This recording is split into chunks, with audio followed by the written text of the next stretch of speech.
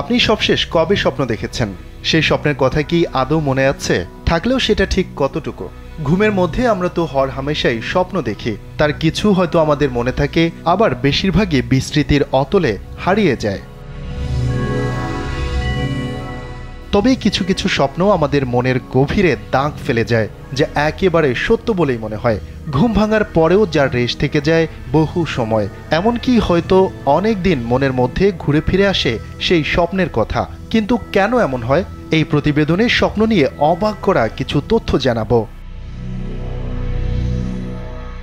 যারা জন্মের পর অন্ধ হয়ে যায় তারাও স্বপ্ন দেখতে পারে।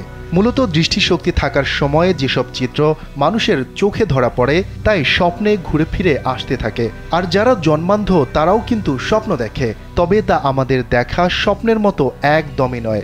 অন্যান্য ইন্দ্রিয় গ্রাহ্য বিষয় যেমন শব্দ, গন্ধ বা স্পর্শ ইত্যাদি নিয়ে স্বপ্ন দেখতে পারে জন্মান্ধরা।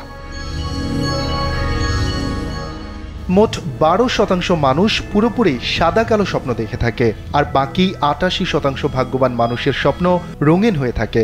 অবশ্য 1915 থেকে 1950 সাল পর্যন্ত চালানো এক জরিপে দেখা যায় তখন বেশিরভাগ মানুষই স্বপ্ন দেখত সাদা কালো। কিন্তু 60-এর দশকের পর এই চিত্র বদলে যায়। বর্তমানে 25 বছরের নিচে মাত্র 4.5% মানুষ সাদা কালো স্বপ্ন দেখে। বিশেষজ্ঞদের ধারণা, বিশ্বে সাদা কালো টেলিভিশনের বদলে রঙিন টেলিভিশন চালু হওয়ার পর মানুষের স্বপ্ন রঙিন হতে শুরু করেছে। যুক্তরাজ্যের জেনি পার্কার নামে এক মনস্তত্ত্ববিদের চালানো গবেষণায় বেরিয়ে এসেছে যে নারীরা পুরুষদের তুলনায় বেশি দুঃস্বপ্ন দেখে। নারীরা যে শুধু দুঃস্বপ্নই বেশি দেখে বিষয়টি তেমন নয়, তাদের দুঃস্বপ্নের ভয়াবহতার মাত্রাও পুরুষদের তুলনায় হয় অনেক বেশি।